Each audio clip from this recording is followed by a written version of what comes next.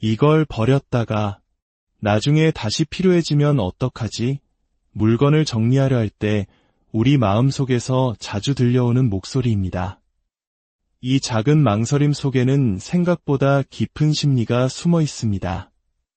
그것은 바로 나는 잘못된 결정을 내린 사람이 되고 싶지 않아라는 두려움입니다. 오늘 우리는 물건을 최대한 많이 소유하며 살아가는 맥시멀 라이프를 추구하는 사람들의 마음속을 깊이 들여다보고자 합니다. 단순히 물건이 많은 것을 넘어 그들의 삶의 방식이 말해주는 것은 무엇일까요? 먼저 매우 예민한 사람을 뜻하는 HSP, 즉 Highly Sensitive Person에 대해 잠시 짚고 넘어가겠습니다.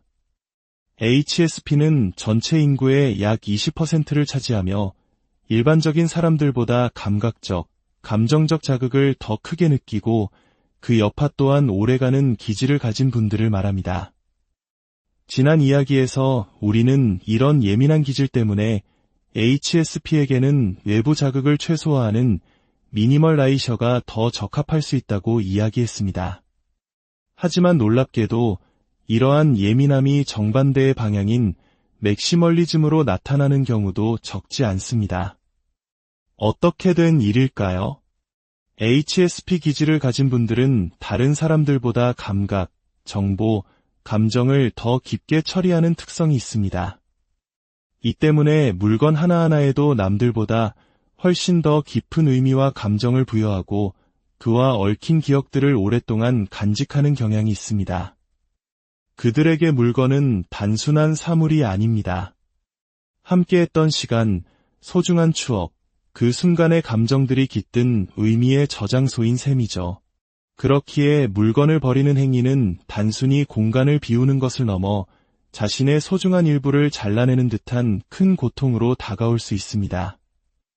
이건 나에게 너무나 소중해서 버릴 수 없어. 이 마음이 바로 맥시멀리스트가 되는 첫 번째 이유일 수 있습니다. 또 다른 이유는 역설적이게도 외부 세계로부터 자신을 보호하기 위함입니다. HSP는 밖에서 수많은 자극에 노출되어 쉽게 지치곤 합니다. 이럴 때 자신의 공간을 애정이 담긴 익숙하고 편안한 물건들로 가득 채움으로써 마치 포근한 요새나 아늑한 둥지를 만드는 것과 같습니다. 이 물건들은 외부 세계의 소음과 혼란으로부터 자신을 지켜주는 일종의 심리적 방어벽 역할을 하는 것입니다. 물론 여기서 우리는 중요한 구분을 해야 합니다. 자신이 좋아하는 물건들을 소중한 컬렉션처럼 아름답게 전시하며 관리하는 맥시멀리스트와 통제 불능 상태로 물건이 무질서하게 쌓여있는 경우는 전혀 다릅니다. 전자는 자신의 삶을 풍요롭게 만드는 긍정적인 방식이지만 후자는 도움이 필요한 상태일 수 있습니다.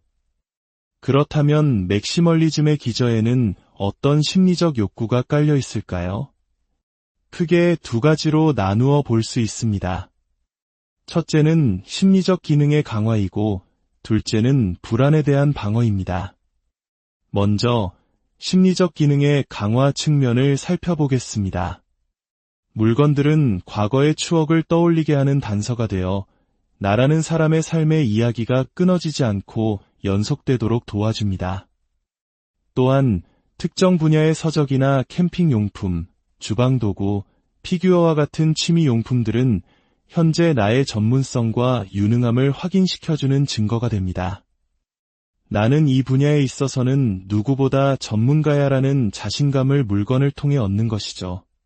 더 나아가 물건은 미래에 대한 희망을 가시화하는 도구가 되기도 합니다. 언젠가는 꼭 해봐야지라며 사둔 악기나 외국어 책, 정리의 관점에서는 그저 짐일 수 있지만 심리적으로는 나는 미래에 더 나은 사람이 될 수 있어라는 희망과 동기부여를 끊임없이 상기시켜주는 긍정적인 역할을 합니다. 두 번째는 불안에 대한 방어로서의 맥시멀리즘입니다. 여기에는 결핍에 대한 공포가 깊이 자리 잡고 있습니다. 이게 없어서 문제가 생기면 어떡하지? 라는 불안감입니다. 특히 우리 부모님 세대 혹은 그 시대를 기억하는 많은 한국인들에게는 결핍에 대한 경험이 깊이 자리 잡고 있습니다. 모든 것이 부족했던 시절을 겪었기에 혹시 모를 때를 대비해 물건을 쌓아두는 것이 단순한 습관을 넘어 생존을 위한 지혜처럼 여겨지기도 했죠. 이러한 무의식적인 불안감이 물건을 버리지 못하게 만드는 강력한 동기가 되기도 합니다. 또한 결정을 내리는 것 자체를 어려워하는 성향도 관련이 있습니다. 앞서 말했듯 이걸 버리는 결정이 과연 옳은 걸까 하는 두려움, 즉 실수하고 싶지 않은 마음이 결정을 미루게 만들고 결국 모든 것을 끌어안게 만듭니다. 이는 어쩌면 낮은 자존감의 또 다른 표현일 수 있습니다. 하지만 기억해야 할 것이 있습니다. 실수는 누구나 할 수 있으며 우리는 모두 수많은 시행착오를 통해 자신만의 삶의 방식을 만들어갑니다. 침대를 버렸다가 불편해서 다시 사는 경험은 실패가 아니라 나에게는 침대가 꼭 필요한 사람이구나라는 것을 배우는 소중한 과정입니다. 중요한 것은 나는 언제든 실수로부터 배우고 다시 일어설 수 있는 사람이라는 자기 확신을 갖는 것입니다. 그렇다면 나와 다른 생활 방식을 가진 가족과는 어떻게 지내야 할까요? 미니멀리스트를 추구하는 아내와 맥시멀리스트 남편, 혹은 자녀의 방을 마음대로 정리해버리는 부모님. 이런 갈등은 생각보다 흔합니다. 가장 중요한 원칙은 정답은 없다는 것을 인정하는 것입니다. 미니멀리즘이 옳고 맥시멀리즘이 틀렸다고 말할 수 없습니다. 서로의 방식을 틀렸다고 규정하는 순간 대화는 단절되고 싸움만 남게 됩니다. 대결 구도에서 벗어나 우리 모두가 이 공간에서 행복하려면 어떻게 해야 할까? 라는 공동의 목표를 세워야 합니다. 해결책의 핵심은 공간의 분리와 규칙의 설정입니다. 각자의 개인 공간은 서로의 원칙을 존중해주고 절대 침범하지 않겠다고 약속해야 합니다. 부모가 자녀의 방에 들어가 소중한 물건을 버리는 것은 정리정돈이 아니라 자녀의 세계를 침범하는 행위임을 인지해야 합니다. 그리고 거실이나 주방 같은 공용 공간에 대해서는 서로가 스트레스를 덜 받을 수 있는 최소한의 규칙을 함께 논의해서 정하는 것입니다. 공간이 부족하다면 냉장고 한 칸이라도 내 공간과 내 공간으로 나누는 지혜가 필요합니다.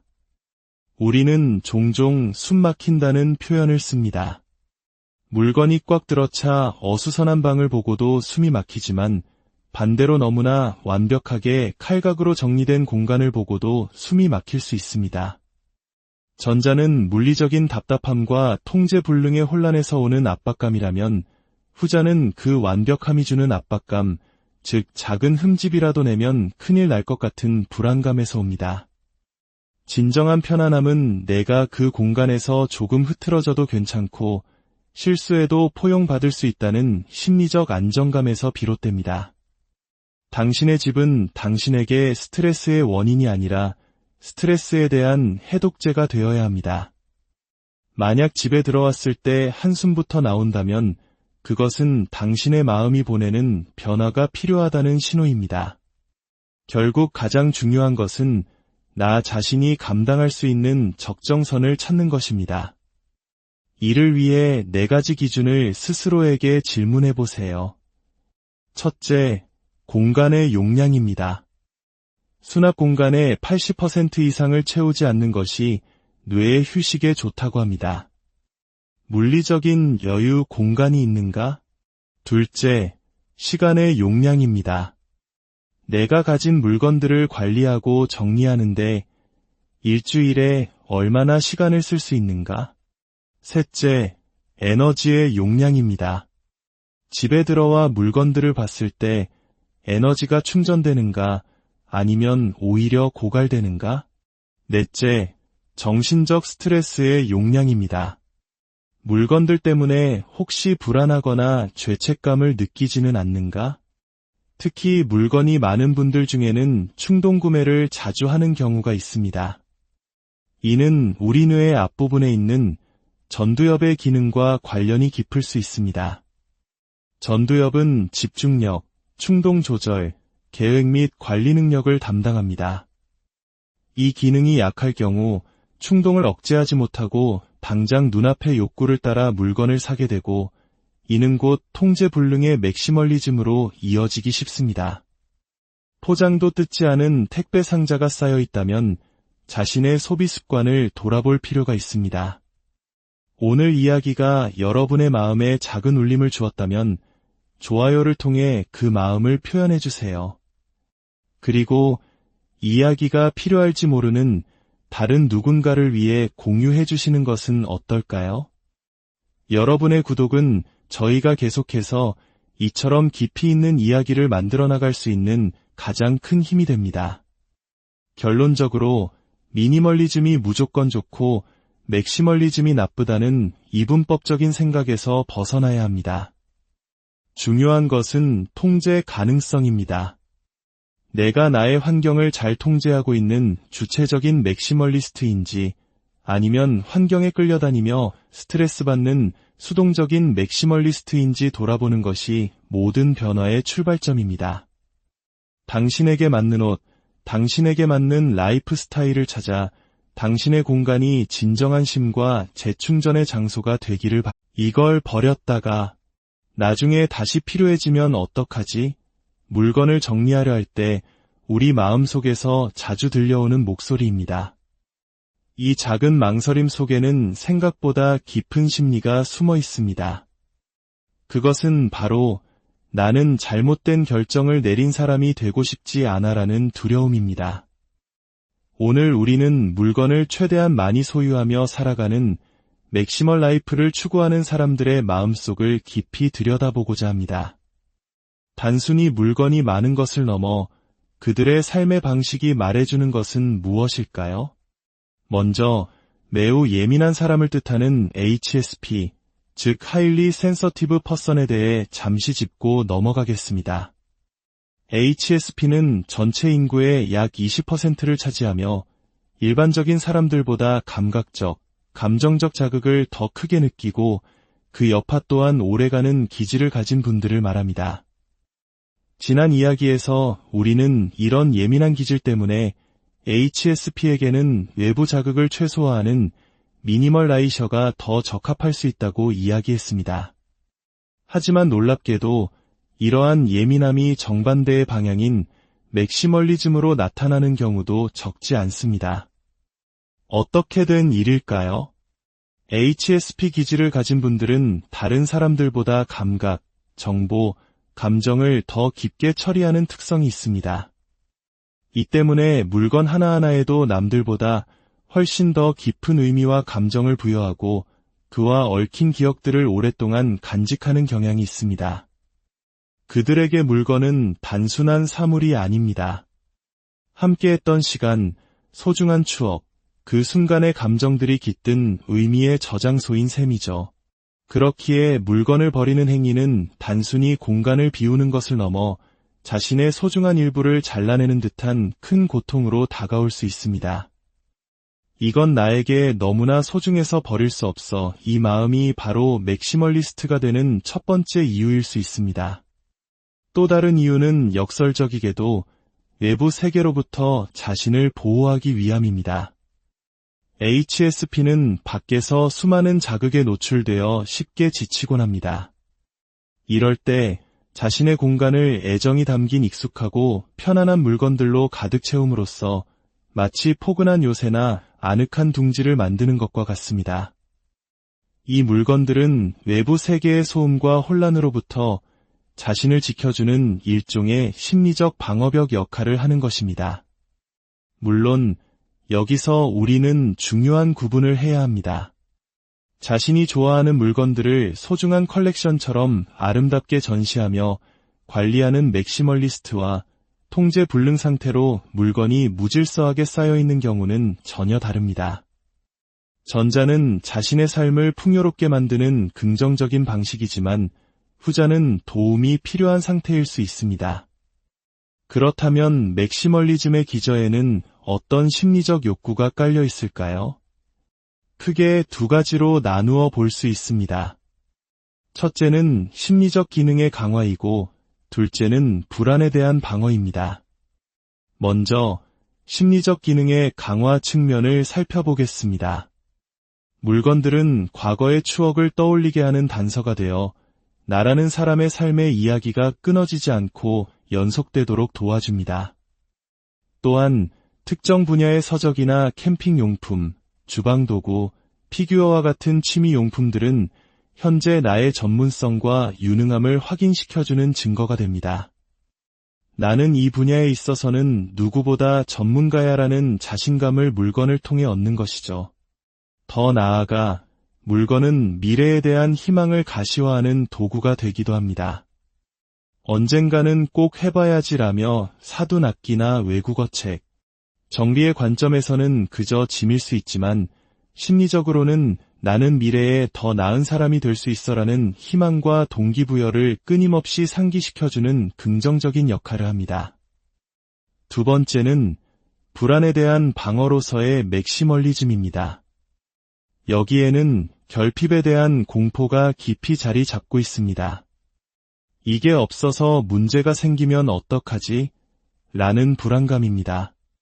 특히 우리 부모님 세대 혹은 그 시대를 기억하는 많은 한국인들에게는 결핍에 대한 경험이 깊이 자리 잡고 있습니다. 모든 것이 부족했던 시절을 겪었기에 혹시 모를 때를 대비해 물건을 쌓아두는 것이 단순한 습관을 넘어 생존을 위한 지혜처럼 여겨지기도 했죠. 이러한 무의식적인 불안감이 물건을 버리지 못하게 만드는 강력한 동기가 되기도 합니다. 또한 결정을 내리는 것 자체를 어려워하는 성향도 관련이 있습니다. 앞서 말했듯 이걸 버리는 결정이 과연 옳은 걸까 하는 두려움, 즉 실수하고 싶지 않은 마음이 결정을 미루게 만들고 결국 모든 것을 끌어안게 만듭니다. 이는 어쩌면 낮은 자존감의 또 다른 표현일 수 있습니다. 하지만 기억해야 할 것이 있습니다. 실수는 누구나 할 수 있으며 우리는 모두 수많은 시행착오를 통해 자신만의 삶의 방식을 만들어갑니다. 침대를 버렸다가 불편해서 다시 사는 경험은 실패가 아니라 나에게는 침대가 꼭 필요한 사람이구나라는 것을 배우는 소중한 과정입니다. 중요한 것은 나는 언제든 실수로부터 배우고 다시 일어설 수 있는 사람이라는 자기 확신을 갖는 것입니다. 그렇다면 나와 다른 생활 방식을 가진 가족과는 어떻게 지내야 할까요? 미니멀리스트를 추구하는 아내와 맥시멀리스트 남편, 혹은 자녀의 방을 마음대로 정리해버리는 부모님. 이런 갈등은 생각보다 흔합니다. 가장 중요한 원칙은 정답은 없다는 것을 인정하는 것입니다. 미니멀리즘이 옳고 맥시멀리즘이 틀렸다고 말할 수 없습니다. 서로의 방식을 틀렸다고 규정하는 순간 대화는 단절되고 싸움만 남게 됩니다. 대결 구도에서 벗어나 우리 모두가 이 공간에서 행복하려면 어떻게 해야 할까? 라는 공동의 목표를 세워야 합니다. 해결책의 핵심은 공간의 분리와 규칙의 설정입니다. 각자의 개인 공간은 서로의 원칙을 존중해주고 절대 침범하지 않겠다고 약속해야 합니다. 부모가 자녀의 방에 들어가 소중한 물건을 버리는 것은 정리정돈이 아니라 자녀의 세계를 침범하는 행위임을 인지해야 합니다. 그리고 거실이나 주방 같은 공용 공간에 대해서는 서로가 스트레스를 덜 받을 수 있는 최소한의 규칙을 함께 논의해서 정하는 것입니다. 공간이 부족하다면 냉장고 한 칸이라도 내 공간과 내 공간으로 나누는 지혜가 필요합니다. 우리는 종종 숨 막힌다는 표현을 씁니다. 물건이 꽉 들어차 어수선한 방을 보고도 숨이 막히지만 반대로 너무나 완벽하게 칼각으로 정리된 공간을 보고도 숨이 막힐 수 있습니다. 전자는 물리적인 답답함과 통제불능의 혼란에서 오는 압박감이라면 후자는 그 완벽함이 주는 압박감, 즉 작은 흠집이라도 내면 큰일 날 것 같은 불안감에서 옵니다. 진정한 편안함은 내가 그 공간에서 조금 흐트러져도 괜찮고 실수해도 포용받을 수 있다는 심리적 안정감에서 비롯됩니다. 당신의 집은 당신에게 스트레스의 원인이 아니라 스트레스에 대한 해독제가 되어야 합니다. 만약 집에 들어왔을 때 한숨부터 나온다면 그것은 당신의 마음이 보내는 변화가 필요하다는 신호입니다. 결국 가장 중요한 것은 나 자신이 감당할 수 있는 적정선을 찾는 것입니다. 이를 위해 4가지 기준을 스스로에게 질문해 보세요.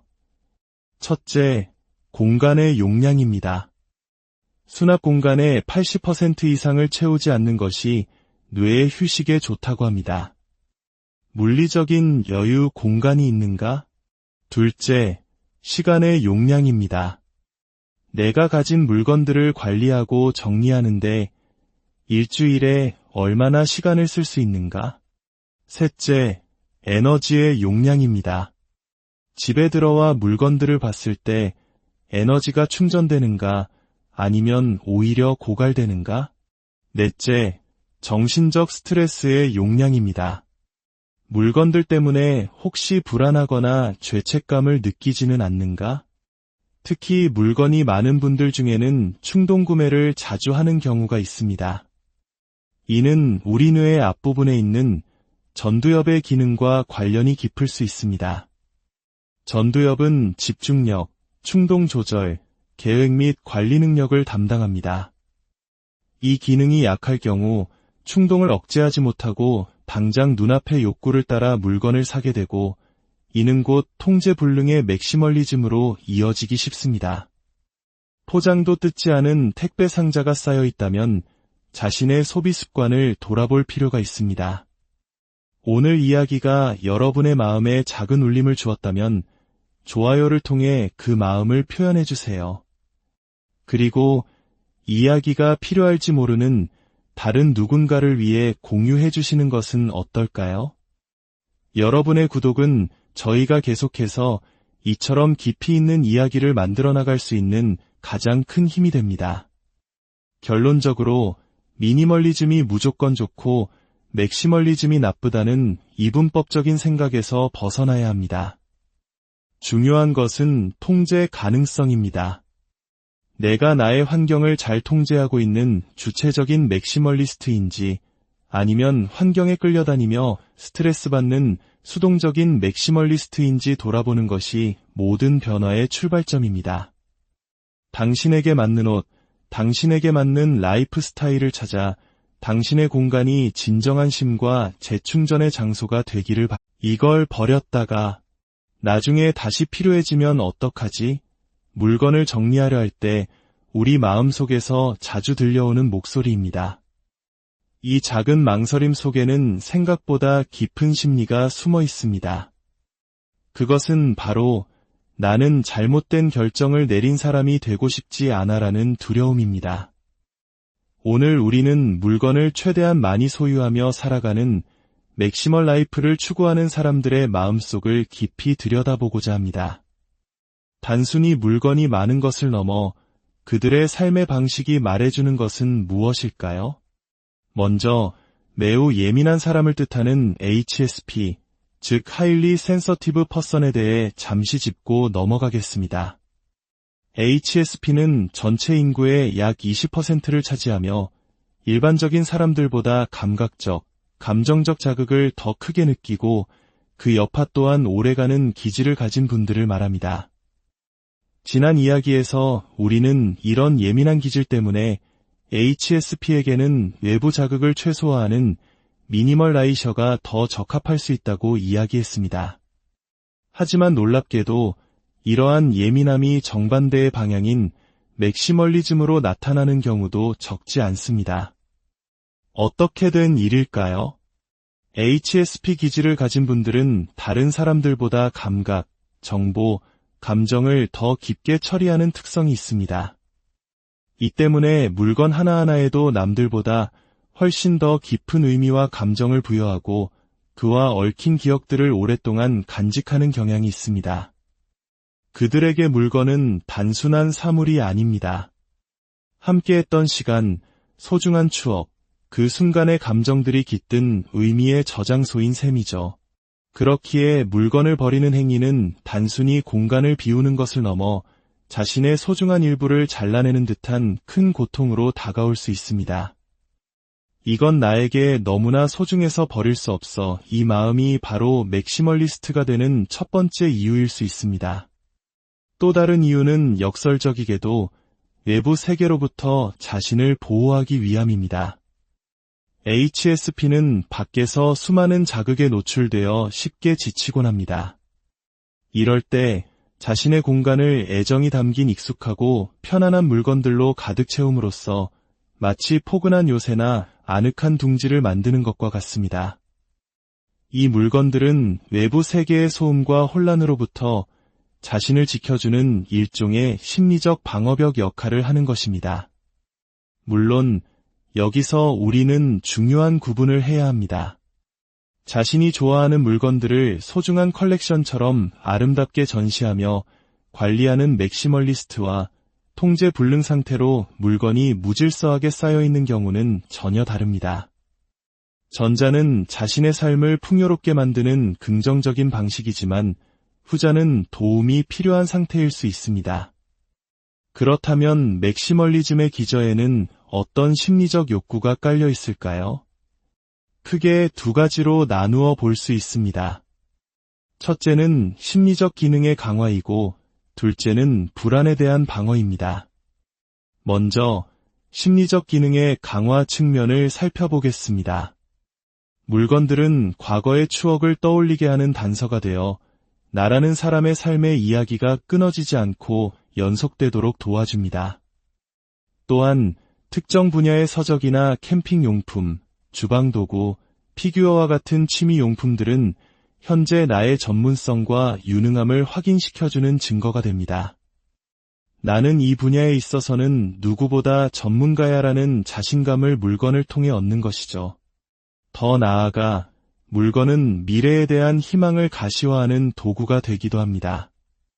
언젠가는 꼭 해봐야지라며 사둔 악기나 외국어 책, 정리의 관점에서는 그저 짐일 수 있지만 심리적으로는 나는 미래에 더 나은 사람이 될 수 있어라는 희망과 동기부여를 끊임없이 상기시켜주는 긍정적인 역할을 합니다. 두 번째는 불안에 대한 방어로서의 맥시멀리즘입니다.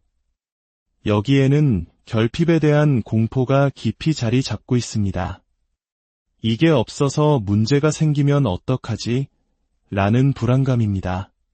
특히 우리 부모님 세대 혹은 그 시대를 기억하는 많은 한국인들에게는 결핍에 대한 경험이 깊이 자리 잡고 있습니다. 모든 것이 부족했던 시절을 겪었기에 혹시 모를 때를 대비해 물건을 쌓아두는 것이 단순한 습관을 넘어 생존을 위한 지혜처럼 여겨지기도 했죠. 이러한 무의식적인 불안감이 물건을 버리지 못하게 만드는 강력한 동기가 되기도 합니다. 또한 결정을 내리는 것 자체를 어려워하는 성향도 관련이 있습니다. 앞서 말했듯 이걸 버리는 결정이 과연 옳은 걸까 하는 두려움, 즉 실수하고 싶지 않은 마음이 결정을 미루게 만들고 결국 모든 것을 끌어안게 만듭니다. 이는 어쩌면 낮은 자존감의 또 다른 표현일 수 있습니다. 하지만 기억해야 할 것이 있습니다. 실수는 누구나 할 수 있으며 우리는 모두 수많은 시행착오를 통해 자신만의 삶의 방식을 만들어갑니다. 침대를 버렸다가 불편해서 다시 사는 경험은 실패가 아니라 나에게는 침대가 꼭 필요한 사람이구나라는 것을 배우는 소중한 과정입니다. 중요한 것은 나는 언제든 실수로부터 배우고 다시 일어설 수 있는 사람이라는 자기 확신을 갖는 것입니다. 그렇다면 나와 다른 생활 방식을 가진 가족과는 어떻게 지내야 할까요? 미니멀리스트를 추구하는 아내와 맥시멀리스트 남편, 혹은 자녀의 방을 마음대로 정리해버리는 부모님. 이런 갈등은 생각보다 흔합니다.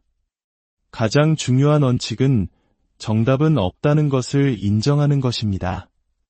미니멀리즘이 옳고 맥시멀리즘이 틀렸다고 말할 수 없습니다. 서로의 방식을 틀렸다고 규정하는 순간 대화는 단절되고 싸움만 남게 됩니다. 대결 구도에서 벗어나 우리 모두가 이 공간에서 행복하려면 어떻게 해야 할까? 라는 공동의 목표를 세워야 합니다. 해결책의 핵심은 공간의 분리와 규칙의 설정입니다. 각자의 개인 공간은 서로의 원칙을 존중해주고 절대 침범하지 않겠다고 약속해야 합니다. 부모가 자녀의 방에 들어가 소중한 물건을 버리는 것은 정리정돈이 아니라 자녀의 세계를 침범하는 행위임을 인지해야 합니다. 그리고 거실이나 주방 같은 공용 공간에 대해서는 서로가 스트레스를 덜 받을 수 있는 최소한의 규칙을 함께 논의해서 정하는 것입니다. 공간이 부족하다면 냉장고 한 칸이라도 내 공간과 내 공간으로 나누는 지혜가 필요합니다. 우리는 종종 숨 막힌다는 표현을 씁니다. 물건이 꽉 들어차 어수선한 방을 보고도 숨이 막히지만 반대로 너무나 완벽하게 칼각으로 정리된 공간을 보고도 숨이 막힐 수 있습니다. 전자는 물리적인 답답함과 통제불능의 혼란에서 오는 압박감이라면 후자는 그 완벽함이 주는 압박감, 즉 작은 흠집이라도 내면 큰일 날 것 같은 불안감에서 옵니다. 진정한 편안함은 내가 그 공간에서 조금 흐트러져도 괜찮고 실수해도 포용받을 수 있다는 심리적 안정감에서 비롯됩니다. 당신의 집은 당신에게 스트레스의 원인이 아니라 스트레스에 대한 해독제가 되어야 합니다. 만약 집에 들어왔을 때 한숨부터 나온다면 그것은 당신의 마음이 보내는 변화가 필요하다는 신호입니다. 결국 가장 중요한 것은 나 자신이 감당할 수 있는 적정선을 찾는 것입니다. 이를 위해 4가지 기준을 스스로에게 질문해 보세요. 첫째, 공간의 용량입니다. 수납 공간의 80% 이상을 채우지 않는 것이 뇌의 휴식에 좋다고 합니다. 물리적인 여유 공간이 있는가? 둘째, 시간의 용량입니다. 내가 가진 물건들을 관리하고 정리하는데 일주일에 얼마나 시간을 쓸 수 있는가? 셋째, 에너지의 용량입니다. 집에 들어와 물건들을 봤을 때 에너지가 충전되는가 아니면 오히려 고갈되는가? 넷째, 정신적 스트레스의 용량입니다. 물건들 때문에 혹시 불안하거나 죄책감을 느끼지는 않는가? 특히 물건이 많은 분들 중에는 충동 구매를 자주 하는 경우가 있습니다. 이는 우리 뇌의 앞부분에 있는 전두엽의 기능과 관련이 깊을 수 있습니다. 전두엽은 집중력, 충동 조절, 계획 및 관리 능력을 담당합니다.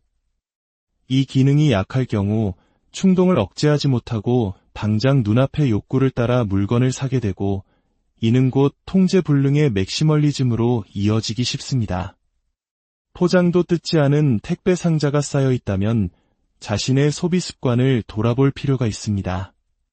오늘 이야기가 여러분의 마음에 작은 울림을 주었다면 좋아요를 통해 그 마음을 표현해 주세요. 그리고 이야기가 필요할지 모르는 다른 누군가를 위해 공유해 주시는 것은 어떨까요? 여러분의 구독은 저희가 계속해서 이처럼 깊이 있는 이야기를 만들어 나갈 수 있는 가장 큰 힘이 됩니다. 결론적으로 미니멀리즘이 무조건 좋고 맥시멀리즘이 나쁘다는 이분법적인 생각에서 벗어나야 합니다. 중요한 것은 통제 가능성입니다. 내가 나의 환경을 잘 통제하고 있는 주체적인 맥시멀리스트인지 아니면 환경에 끌려다니며 스트레스 받는 수동적인 맥시멀리스트인지 돌아보는 것이 모든 변화의 출발점입니다. 당신에게 맞는 옷, 당신에게 맞는 라이프 스타일을 찾아 당신의 공간이 진정한 쉼과 재충전의 장소가 되기를 바랍니다. 이걸 버렸다가 나중에 다시 필요해지면 어떡하지? 물건을 정리하려 할 때 우리 마음속에서 자주 들려오는 목소리입니다. 이 작은 망설임 속에는 생각보다 깊은 심리가 숨어 있습니다. 그것은 바로 나는 잘못된 결정을 내린 사람이 되고 싶지 않아라는 두려움입니다. 오늘 우리는 물건을 최대한 많이 소유하며 살아가는 맥시멀 라이프를 추구하는 사람들의 마음속을 깊이 들여다보고자 합니다. 단순히 물건이 많은 것을 넘어 그들의 삶의 방식이 말해주는 것은 무엇일까요? 먼저 매우 예민한 사람을 뜻하는 HSP, 즉 Highly Sensitive Person에 대해 잠시 짚고 넘어가겠습니다. HSP는 전체 인구의 약 20%를 차지하며 일반적인 사람들보다 감각적, 감정적 자극을 더 크게 느끼고 그 여파 또한 오래가는 기질을 가진 분들을 말합니다. 지난 이야기에서 우리는 이런 예민한 기질 때문에 HSP에게는 외부 자극을 최소화하는 미니멀라이셔가 더 적합할 수 있다고 이야기했습니다. 하지만 놀랍게도 이러한 예민함이 정반대의 방향인 맥시멀리즘으로 나타나는 경우도 적지 않습니다. 어떻게 된 일일까요? HSP 기질을 가진 분들은 다른 사람들보다 감각, 정보, 감정을 더 깊게 처리하는 특성이 있습니다. 이 때문에 물건 하나하나에도 남들보다 훨씬 더 깊은 의미와 감정을 부여하고 그와 얽힌 기억들을 오랫동안 간직하는 경향이 있습니다. 그들에게 물건은 단순한 사물이 아닙니다. 함께했던 시간, 소중한 추억, 그 순간의 감정들이 깃든 의미의 저장소인 셈이죠. 그렇기에 물건을 버리는 행위는 단순히 공간을 비우는 것을 넘어 자신의 소중한 일부를 잘라내는 듯한 큰 고통으로 다가올 수 있습니다. 이건 나에게 너무나 소중해서 버릴 수 없어. 이 마음이 바로 맥시멀리스트가 되는 첫 번째 이유일 수 있습니다. 또 다른 이유는 역설적이게도 외부 세계로부터 자신을 보호하기 위함입니다. HSP는 밖에서 수많은 자극에 노출되어 쉽게 지치곤 합니다. 이럴 때 자신의 공간을 애정이 담긴 익숙하고 편안한 물건들로 가득 채움으로써 마치 포근한 요새나 아늑한 둥지를 만드는 것과 같습니다. 이 물건들은 외부 세계의 소음과 혼란으로부터 자신을 지켜주는 일종의 심리적 방어벽 역할을 하는 것입니다. 물론 여기서 우리는 중요한 구분을 해야 합니다. 자신이 좋아하는 물건들을 소중한 컬렉션처럼 아름답게 전시하며 관리하는 맥시멀리스트와 통제 불능 상태로 물건이 무질서하게 쌓여있는 경우는 전혀 다릅니다. 전자는 자신의 삶을 풍요롭게 만드는 긍정적인 방식이지만 후자는 도움이 필요한 상태일 수 있습니다. 그렇다면 맥시멀리즘의 기저에는 어떤 심리적 욕구가 깔려 있을까요? 크게 두 가지로 나누어 볼 수 있습니다. 첫째는 심리적 기능의 강화이고 둘째는 불안에 대한 방어입니다. 먼저 심리적 기능의 강화 측면을 살펴보겠습니다. 물건들은 과거의 추억을 떠올리게 하는 단서가 되어 나라는 사람의 삶의 이야기가 끊어지지 않고 연속되도록 도와줍니다. 또한 특정 분야의 서적이나 캠핑용품, 주방도구, 피규어와 같은 취미용품들은 현재 나의 전문성과 유능함을 확인시켜주는 증거가 됩니다. 나는 이 분야에 있어서는 누구보다 전문가야라는 자신감을 물건을 통해 얻는 것이죠. 더 나아가 물건은 미래에 대한 희망을 가시화하는 도구가 되기도 합니다. 언젠가는 꼭 해봐야지라며 사둔 악기나 외국어 책, 정리의 관점에서는 그저 짐일 수 있지만 심리적으로는 나는 미래에 더 나은 사람이 될 수 있어라는 희망과 동기부여를 끊임없이 상기시켜주는 긍정적인 역할을 합니다. 두 번째는 불안에 대한 방어로서의 맥시멀리즘입니다. 여기에는 결핍에 대한 공포가 깊이 자리 잡고 있습니다. 이게 없어서 문제가 생기면 어떡하지? 라는 불안감입니다. 특히 우리 부모님 세대 혹은 그 시대를 기억하는 많은 한국인들에게는 결핍에 대한 경험이 깊이 자리 잡고 있습니다. 모든 것이 부족했던 시절을 겪었기에 혹시 모를 때를 대비해 물건을 쌓아두는 것이 단순한 습관을 넘어 생존을 위한 지혜처럼 여겨지기도 했죠. 이러한 무의식적인 불안감이 물건을 버리지 못하게 만드는 강력한 동기가 되기도 합니다. 또한 결정을 내리는 것 자체를 어려워하는 성향도 관련이 있습니다.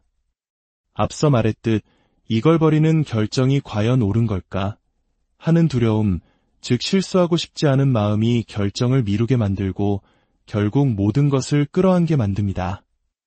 이는 어쩌면 낮은 자존감의 또 다른 표현일 수 있습니다. 하지만 기억해야 할 것이 있습니다. 실수는 누구나 할 수 있으며 우리는 모두 수많은 시행착오를 통해 자신만의 삶의 방식을 만들어갑니다. 침대를 버렸다가 불편해서 다시 사는 경험은 실패가 아니라 나에게는 침대가 꼭 필요한 사람이구나라는 것을 배우는 소중한 과정입니다. 중요한 것은 나는 언제든 실수로부터 배우고 다시 일어설 수 있는 사람이라는 자기 확신을 갖는 것입니다.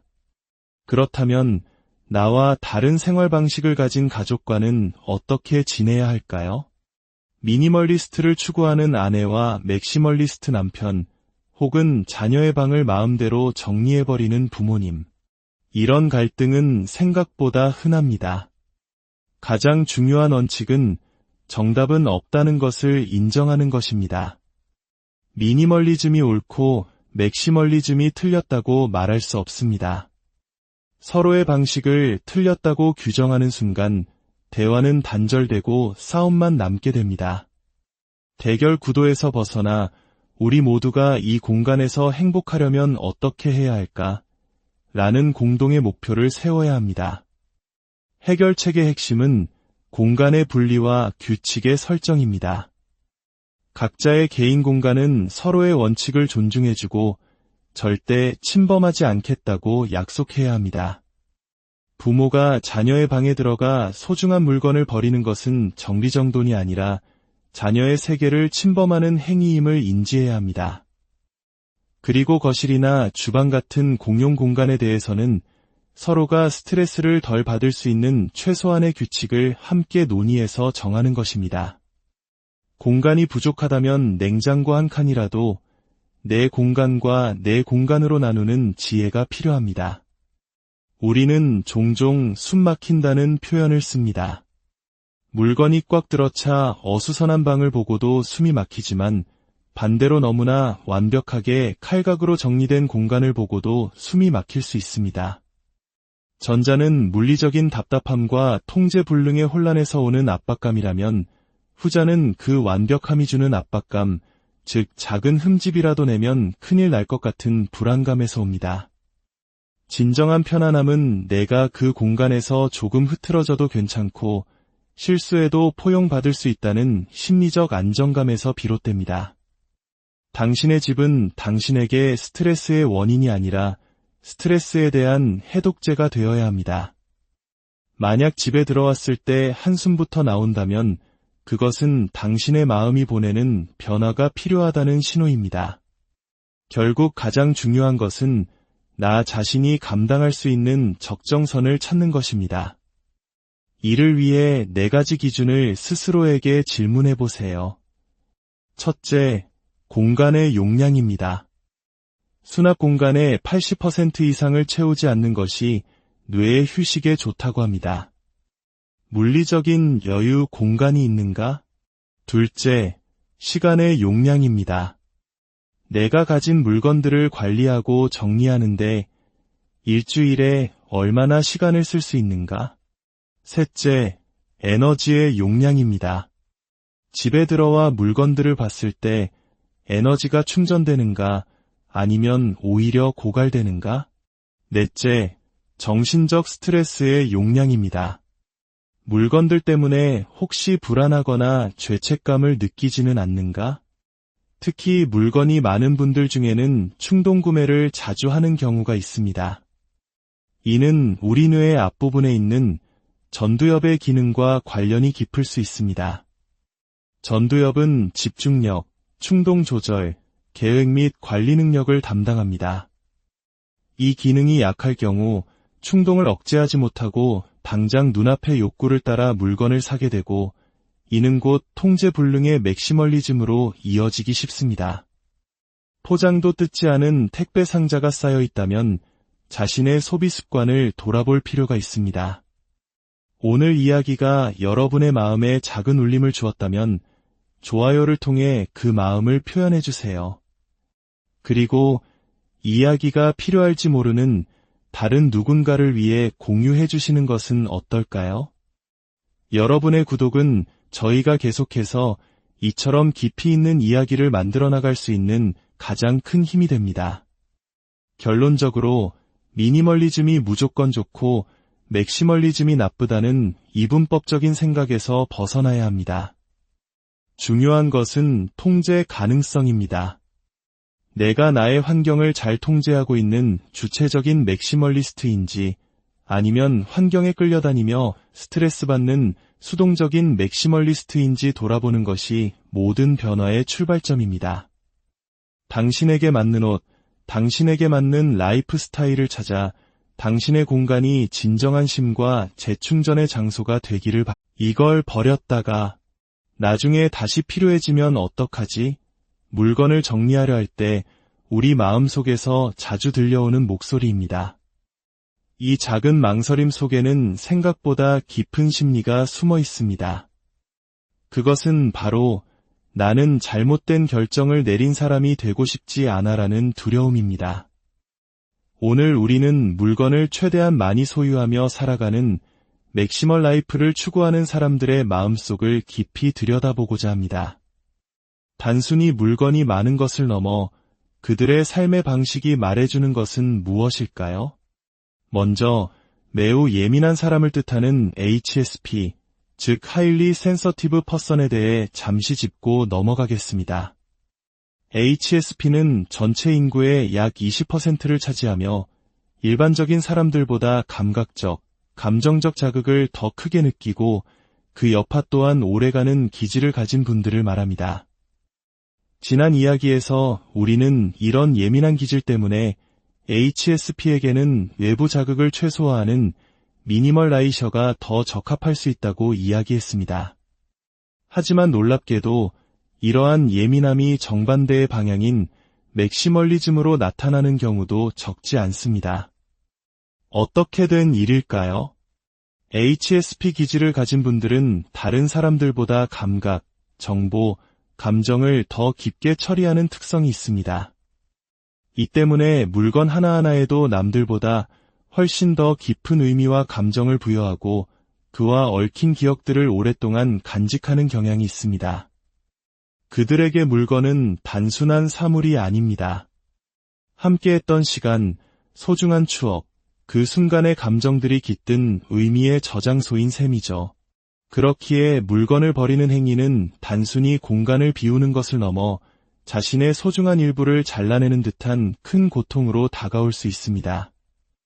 이건 나에게 너무나 소중해서 버릴 수 없어. 이 마음이 바로 맥시멀리스트가 되는 첫 번째 이유일 수 있습니다.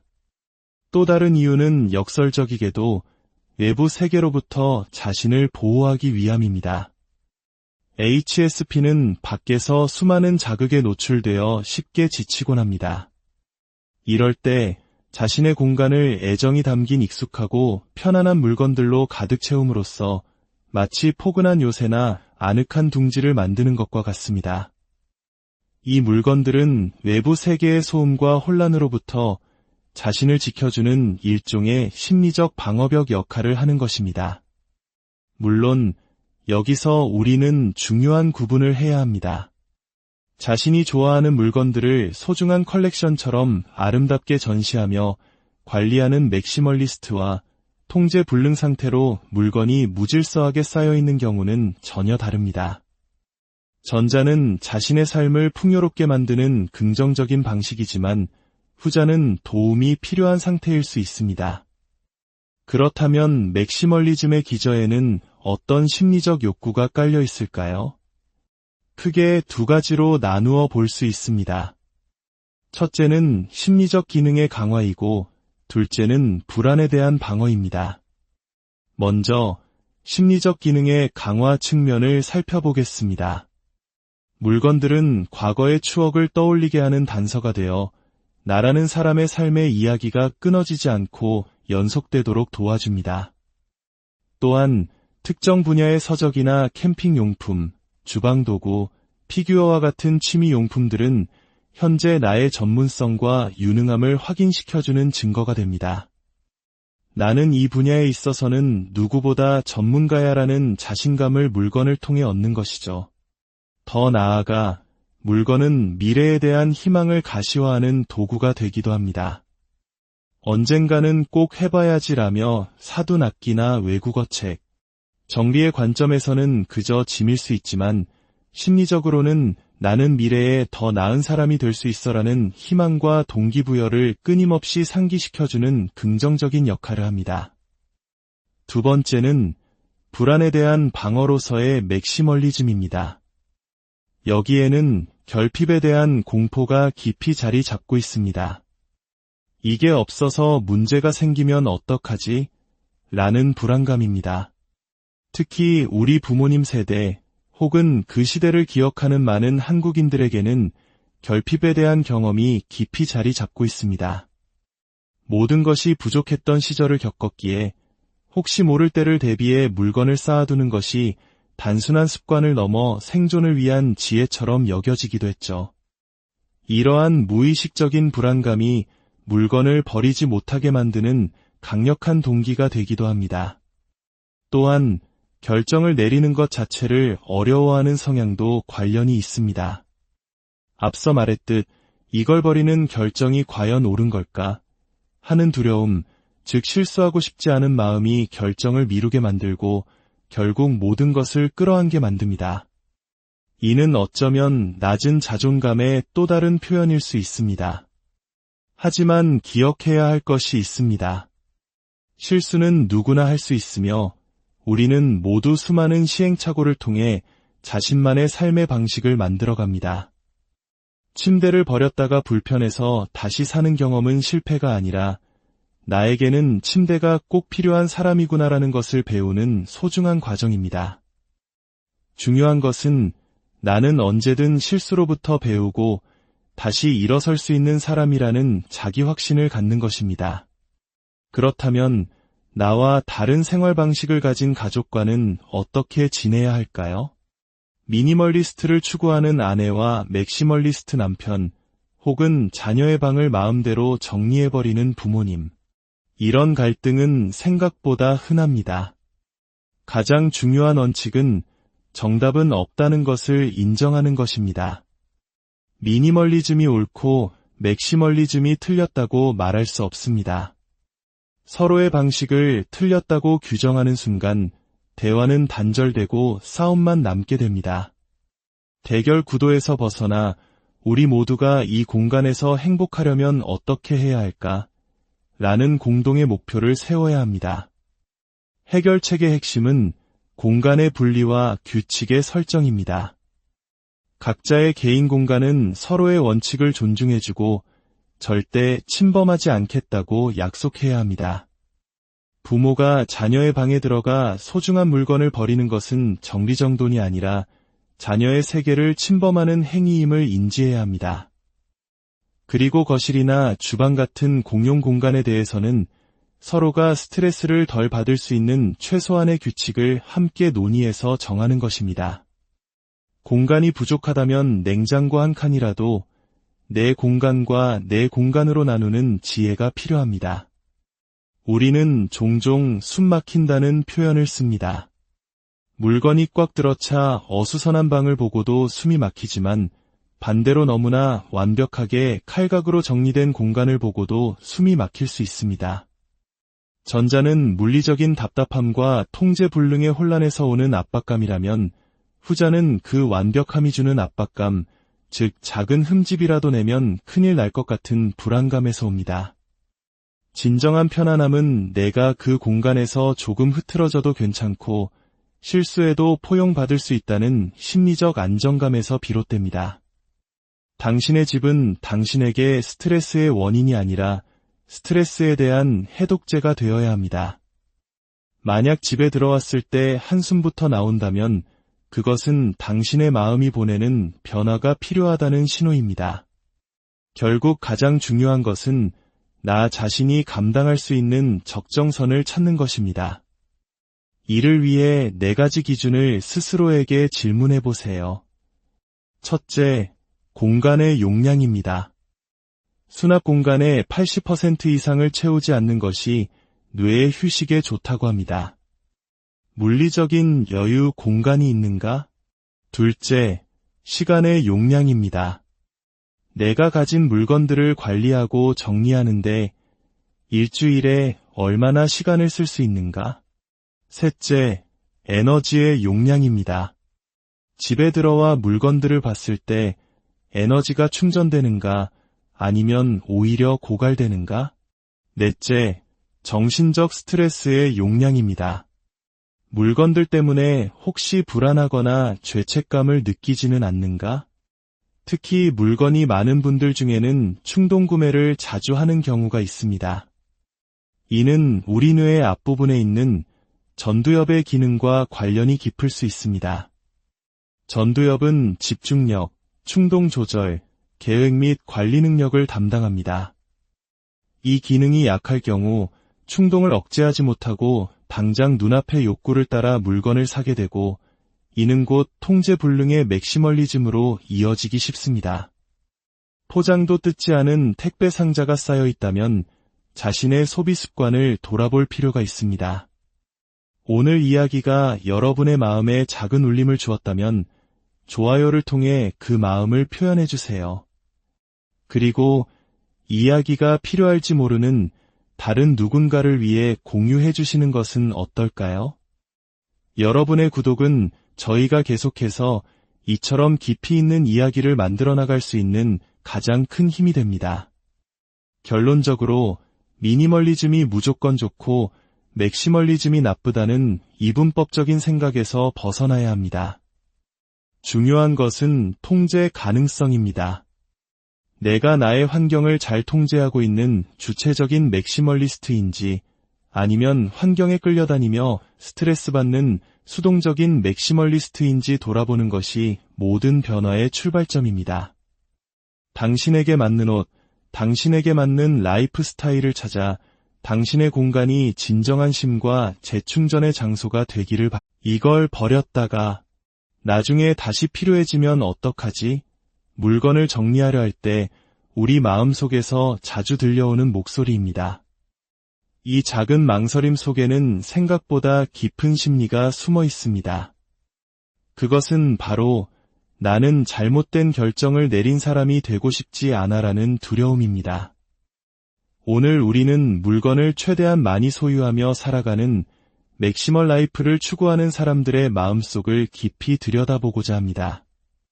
단순히 물건이 많은 것을 넘어 그들의 삶의 방식이 말해주는 것은 무엇일까요? 먼저 매우 예민한 사람을 뜻하는 HSP, 즉 Highly Sensitive Person에 대해 잠시 짚고 넘어가겠습니다. HSP는 전체 인구의 약 20%를 차지하며 일반적인 사람들보다 감각적, 감정적 자극을 더 크게 느끼고 그 여파 또한 오래가는 기질을 가진 분들을 말합니다. 지난 이야기에서 우리는 이런 예민한 기질 때문에 HSP에게는 외부 자극을 최소화하는 미니멀라이셔가 더 적합할 수 있다고 이야기했습니다. 하지만 놀랍게도 이러한 예민함이 정반대의 방향인 맥시멀리즘으로 나타나는 경우도 적지 않습니다. 어떻게 된 일일까요? HSP 기질을 가진 분들은 다른 사람들보다 감각, 정보, 감정을 더 깊게 처리하는 특성이 있습니다. 이 때문에 물건 하나하나에도 남들보다 훨씬 더 깊은 의미와 감정을 부여하고 그와 얽힌 기억들을 오랫동안 간직하는 경향이 있습니다. 그들에게 물건은 단순한 사물이 아닙니다. 함께했던 시간, 소중한 추억, 그 순간의 감정들이 깃든 의미의 저장소인 셈이죠. 그렇기에 물건을 버리는 행위는 단순히 공간을 비우는 것을 넘어 자신의 소중한 일부를 잘라내는 듯한 큰 고통으로 다가올 수 있습니다. 이건 나에게 너무나 소중해서 버릴 수 없어 이 마음이 바로 맥시멀리스트가 되는 첫 번째 이유일 수 있습니다. 또 다른 이유는 역설적이게도 외부 세계로부터 자신을 보호하기 위함입니다. HSP는 밖에서 수많은 자극에 노출되어 쉽게 지치곤 합니다. 이럴 때 자신의 공간을 애정이 담긴 익숙하고 편안한 물건들로 가득 채움으로써 마치 포근한 요새나 아늑한 둥지를 만드는 것과 같습니다. 이 물건들은 외부 세계의 소음과 혼란으로부터 자신을 지켜주는 일종의 심리적 방어벽 역할을 하는 것입니다. 물론 여기서 우리는 중요한 구분을 해야 합니다. 자신이 좋아하는 물건들을 소중한 컬렉션처럼 아름답게 전시하며 관리하는